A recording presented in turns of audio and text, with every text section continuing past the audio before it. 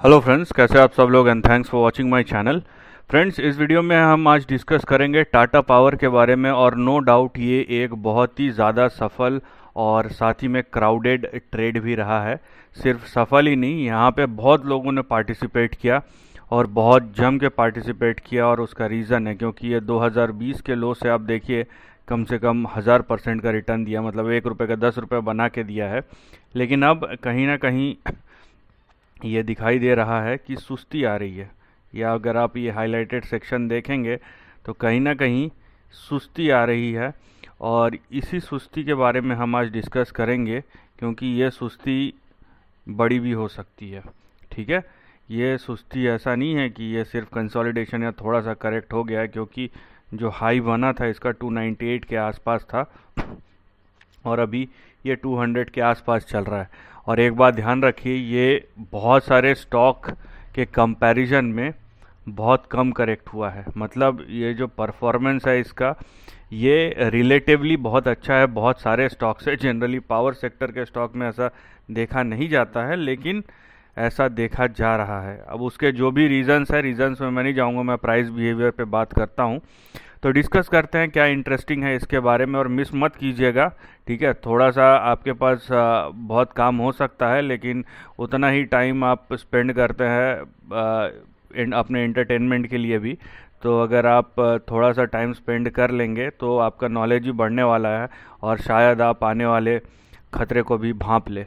सो discuss करते हैं इसके बारे में, लेकिन उससे पहले अगर अभी तक आपने चैनल को सब्सक्राइब नहीं किया तो जल्दी से सब्सक्रिप्शन का बटन दबा दीजिए और साथ ही में नोटिफिकेशन का बेल दबा के ऑल का भी बटन दबा दीजिए, ताकि जब भी मैं कोई नया वीडियो अपलोड करूं वो आपको नोटिफाई हो जाए। देखिए, सबसे पहली बात तो फ़िलहाल जो आपको यहाँ पे दिखाई दे रहा है वो सच नहीं है। ठीक है, जो यहाँ पे दिखाई दे रहा है वो सच नहीं, उसका मैं रीज़न बताता हूँ। ये मैं मंथली चार्ट देख रहा हूँ, आप देख रहे हैं यहाँ पे। अगर आप मैकडी भी देखेंगे ये बहुत स्ट्रेच हो चुका है और स्टोकेस्टिक आरएसआई का मोमेंटम है वो कंटिन्यूसली गिरता जा रहा है। इसका मतलब ये है, सिंपल भाषा में, ये अभी नहीं तो 2 महीने बाद गिरेगा, पक्का गिरेगा। कितना गिरेगा वो टाइम बताएगा, उसके बारे में हम एनालिसिस करेंगे इस चार्ट में। लेकिन ये बात तय है कि ये खड़ा नहीं रह सकता, या तो ये लंबे कंसोलिडेशन में जाएगा या ये गिरेगा। ये दोनों में से एक इंडिकेशन जो है, दोनों में से कोई एक चीज़ हो सकता है। इसके इंडिकेशन हमें मिल रहे हैं मोमेंटम इंडिकेटर से। ठीक है, जो भी इंडिकेटर है उससे मिल रहे हैं, तो आप थोड़ा सतर्क हो जाइए, सीधी बात ये है। नाउ अगर हम ट्रेंड के हिसाब से जाते हैं तो ब्रेकआउट जो हुआ था, आप देखिए 162 और 142, ये दोनों लेवल्स के ऊपर आपका ब्रेकआउट हुआ था। ये 2008 और 2009 के लेवल्स थे और 2021 में हमें दिखा कि ब्रेकआउट हुआ और उसके बाद टाटा पावर ने अपना पावर दिखाया और नया हाई बनाया यहाँ पे। ठीक है, यहाँ पे नया हाई बनाया, जैसे कि मैंने बताया 298 तक गया था। तो ये जो ऊपर के रेंज है ये आपके बने, ये यहाँ पे देखिए। ठीक है, तो ये आपके बने 272 से 300 या 298 के बीच में। इसको 298 समझ लीजिए या 300 समझ लीजिए, जो भी। तो ये रेंज है अभी आपका, और यहाँ पे दिखाई दे रहा है कहीं ना कहीं कि ये अब 162 और 142 नीचे और ऊपर 270 और 300 के बीच में ऊपर, ये आपका कहीं ना कहीं ट्रेंड दिखाई दे रहा है। और मैं ये बोलता हूँ कि अगर ये 142 तक भी इसकी गिरावट लिमिटेड रहा, इसके नीचे ना जाए, ठीक है, बाज़ार के प्रेशर के बाद भी इसके नीचे ना जाए, तो आप समझ लीजिए कि आपका ट्रेंड अभी इंटैक्ट है और आपका ट्रेंड ऊपर जाने वाला है और लंबा चलने वाला है। तो ये कंडीशन है जिसको आपको देखना है कि 142 के नीचे नहीं जाना है। अब मैं आपको थोड़ा सा इसका रूपरेखा चेंज करके दिखाता हूँ, ताकि आपको पता चले कि यहाँ पे आपको क्या दिखाई देता है। ये हमारे दो बड़े सपोर्ट लाइन है। ठीक है, दो बड़े पॉइंट है जिसको मैंने खींच के एक सपोर्ट लाइन बनाई। ये ट्रेंड लाइन नहीं बोल सकते क्योंकि यहाँ पे 3 कम से कम चाहिए ट्रेंड लाइन बोलने के लिए, जो कि है नहीं। तो ये हमारे लॉन्ग टर्म सपोर्ट लाइन है, इसमें किसी को कोई डाउट नहीं होना चाहिए क्योंकि बहुत ही क्लियर है। अभी मैं इसी सपोर्ट लाइन को यूज़ करते हुए ऊपर मैं लाइन खींचूंगा, ये देखिए आप।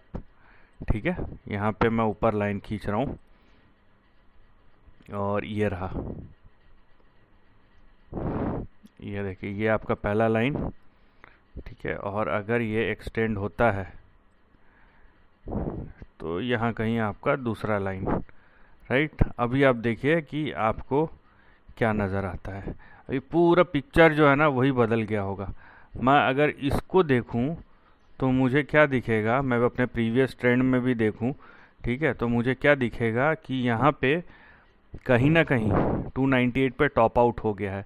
मान लीजिए ये 142 तक आके अगर ऊपर भी जाता है तो हमारा जो अपसाइड है ना वो 568 से लेके यहाँ पे 700 800 तक है, ठीक है। अगर ये स्ट्रेच होता है तो इसका मतलब क्या है, इसका मतलब ये है, यहाँ पे देखिए ये नीचे से ऊपर से नीचे आया, फिर ये स्ट्रेच करके ऊपर गया, अब नीचे आया, फिर ऊपर गया। अभी अगर मान लीजिए ये यहाँ से नीचे आके ऐसा जाता भी है तो मुझे 500-600 तक यहाँ पे ले जा सकता है। लेकिन यहाँ पे मज़े की बात क्या है वो आप समझिए पहले, कि ये जो मैंने बोला ना कि ले जा सकता है, ठीक है, वो एक एक्सटेंशन होगा। वो उस टारगेट की प्रोबेबिलिटी बहुत कम है। चले भी गया तो कितना अपसाइड है वो भी काउंट कर लीजिए आप, ठीक है। अगर यहाँ से यहाँ तक गया भी ना तो यहाँ पे नो डाउट 200-250% का मिलेगा अपसाइड, लेकिन उसके साथ रिस्क भी इन्वॉल्व होगा। लेकिन ये जो हिस्सा है ये एक्सटेंशन है, ये ठीक है, ये ऊपर का जो हिस्सा वो एक एक्सटेंशन है। इसका मतलब है वो हो भी सकता है, नहीं भी हो सकता है। अगर आप नॉर्मल रेंज को देखें टारगेट को तो वो इस तरीके से है, ठीक है। और अगर ये नॉर्मल में चला तो हम समझ लीजिए कि हमने अपना अपसाइड कंप्लीट कर लिया है। और वही चीज़ हमें मोमेंटम इंडिकेटर्स में भी दिखाई दे रहा है, यहाँ पे दिखाई दे रहा है। उसका मतलब क्या है कि अगर ये 142 के नीचे गया तो हमारे लिए जो अपसाइड खुलेगा, और ये लंबा चलने वाला है, यहाँ पे देखिए ये 50-60 के बीच में फिर से आ सकता है, राइट। ये मैंने दोनों साइड बताया, मैंने ये नहीं है कि मैंने खाली एक साइड बताया। अगर आप कंफ्यूज है तो मैं एज ए समरी क्लियर कर देता हूँ। पहली चीज़ क्या हो सकती है, पहली चीज़ ये 142-162 तक आए, उसके बाद कंसोलिडेट करे और फिर ऊपर चले जाए, और फाइनली 300 का जो अपसाइड है उसको पार कर दे। ये पहला कंडीशन है। दूसरा कंडीशन क्या है, दूसरा कंडीशन ये है कि हो सकता है ये 140-160 तक आए और फिर से ऊपर जाए, है ना, ये 500 से 700-800 तक जाए और फिर यहाँ पे करेक्शन हो, ये दूसरा है। और तीसरा ये है कि इसकी अपसाइड ख़त्म हो गई है, अब ये लंबे बेयर मार्केट में जाने वाला है, हो सकता है अगले 2 साल 3 साल 4 साल, डिपेंडिंग अपॉन द करेक्शन, क्योंकि आप ये एक्सपेक्ट नहीं कर सकते इस शेयर को कि सीधा आके ऐसा गिरे, राइट। यहाँ पे सिचुएशन डेवलप होंगे और उसके बाद वो धीरे धीरे करके परफॉर्म करेगा, और ये परफॉर्मेंस किस तरीके का होगा हम नहीं बता सकते। लेकिन ये ज़रूर बता सकते हैं कि ट्रेंड या ट्रेड जो है वो इंडिकेटर जो है कहाँ इंडिकेट कर रहे हैं। और अगर मैं प्राइस चार्ट को देखूँ, मैं उस पर उतना रिलाई इसलिए नहीं करूँगा क्योंकि यहाँ पे जो मुझे इंडिकेटर्स दिख रहे हैं यहाँ पे वो क्लियर कट इंडिकेशन मुझे दे रहे हैं कि जो मोमेंटम है वो कम हो रहा है, जो RSI है वो नीचे के तरफ चले गया है ना। और जितने भी आपके यहाँ पे मैकडी में अभी नहीं तो कुछ हफ्तों बाद आपका नेगेटिव क्रॉसओवर भी हो जाएगा। मैं लॉन्ग टर्म चार्ट देख रहा हूँ, लॉन्ग टर्म चार्ट बनने में भी बहुत मुश्किल होता है, बिगड़ने में बहुत मुश्किल होता है। तो ये कहीं ना कहीं अगर आप इस क्राउडेड ट्रेड में फंसना चाहते हैं तो इसका रिस्क और इसका रिवॉर्ड दोनों पहले पता होना चाहिए, उसके बाद फिर आप इस क्राउडेड ट्रेड में फंसिए। इसमें अपॉर्चुनिटी हो सकता है नो डाउट, लेकिन वो अपॉर्चुनिटी रिस्क के साथ आएगा, और वो रिस्क इस बाज़ार को देखते हुए बनता है। इस बाज़ार को अगर हम देखते हैं तो वो रिस्क बनता है, ठीक है। और यहाँ पे मैंने एक कंडीशन ये भी बताया कि हो सकता है 142 तक आके फिर से ऊपर चला जाए। उस केस में हम क्या करेंगे, उस केस में हमको ट्रेंड को फिर से रीएनालाइज करना पड़ेगा क्योंकि उसमें नई तेज़ी बनेगी। तो यहाँ पे 2 कंडीशन नेगेटिविटी की तरफ है और एक कंडीशन पॉजिटिविटी की तरफ है। So this is the end of the video.